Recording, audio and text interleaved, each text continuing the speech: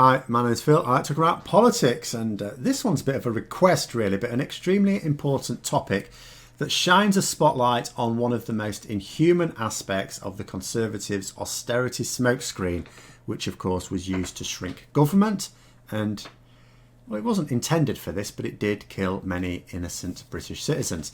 And as a result of the death of one disabled man in particular, there is to be a judicial review into the Department for Work and Pensions and their failure to adhere to human rights laws. But first, if you'd like to be notified of daily news and politics, please subscribe to the channel and click the bell notification icon.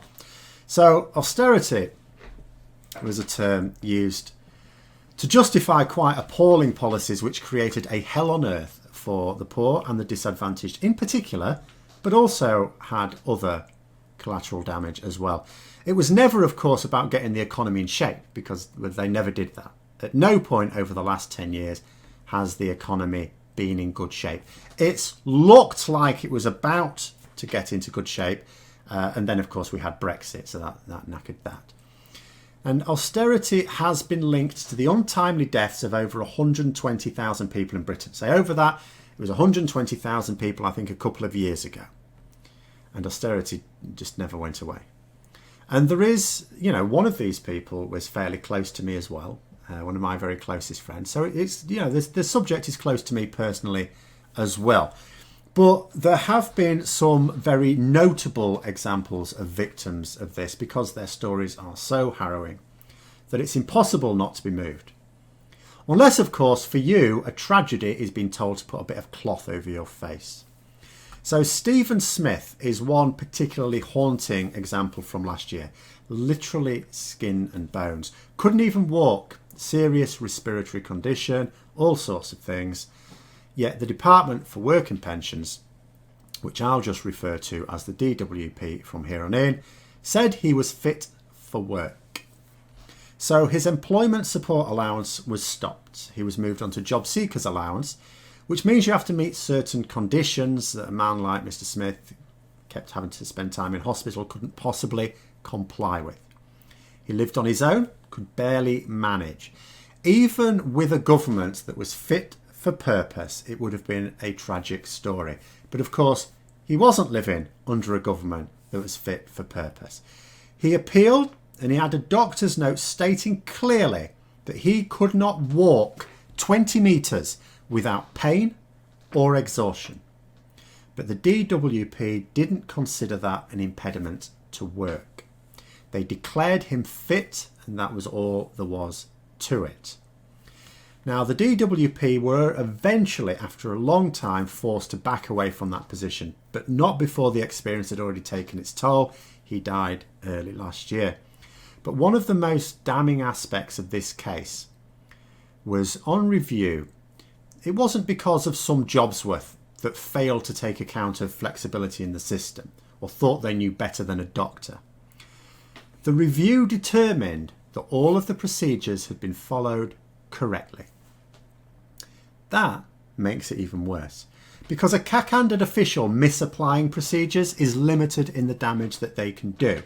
It is tragic for the victims of their ham-fisted egomania, but shouldn't prove to be a widespread problem. This was shown not to be the case here. The system caused this. The people making the decision, the DWP, did their jobs correctly. This was a system that was specifically and deliberately set up to do this. And if a man who cannot walk and will become quickly exhausted if they even try is deemed fit for work, you also have to wonder where exactly is the bar being set then.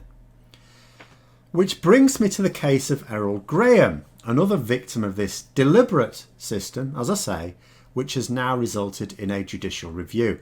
That is to say, a judge is going to look into whether or not the policy used by the Department for Work and Pensions is denying people their rights under the Human Rights Act.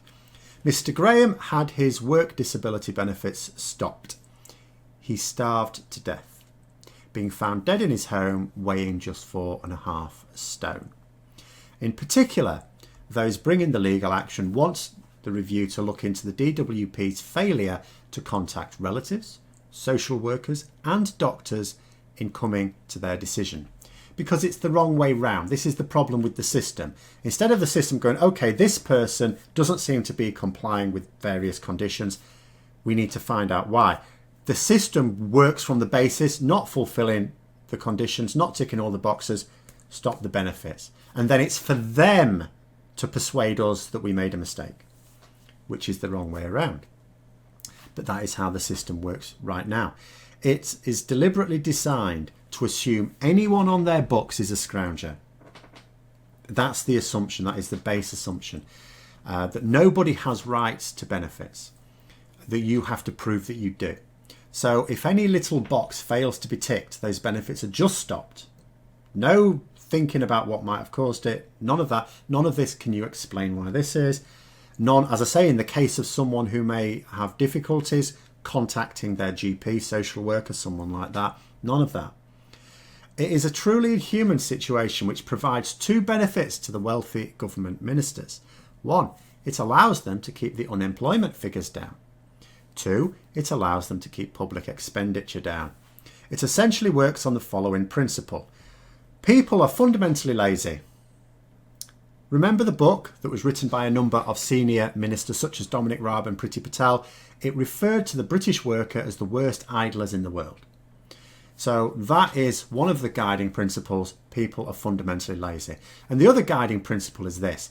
If we force people to starve, someone else will deal with it. Charity will deal with it. Remember Jacob Rees-Mogg? He said food banks are wonderful. He loves the fact there are food banks. Do you know why? What he said that for? He said, because it shows there's so many charitable people out there. Interesting thing about charity, I think it was a German comedian. Behave yourself, there are such things. There's a German comedian who said, in Germany we don't have charity, we have a government. The point being made is that charities exist to cover the holes that government leaves. Government is supposed to look after society. The fact that we are so charitable in the UK is actually a stinging indictment of the government. But there it is. That is their view. It is their view that we'll let charities sort it out. We don't want to burden the taxpayer, and people are fundamentally lazy. And so convinced are they of this that they assume that life on benefits is so comfortable. Take away the payments and just watch as these scroungers suddenly find work for themselves. Oh, it'll be like magic. Where the theory falls flat, of course, is that it's not actually a comfortable experience. I can speak from that, from my own experience. Fortunately, in my case, it was during a Labour government, not a Conservative government, but it was still dreadful. And it results in the suffering and deaths of thousands of innocents. In fact, tens of thousands of innocents. But with this judicial review, and we can't prejudge anything, of course, there might at last be some changes coming that will at least help what would have been future victims. Until, of course, the government repeal the Human Rights Act, in which case we're right back to square one.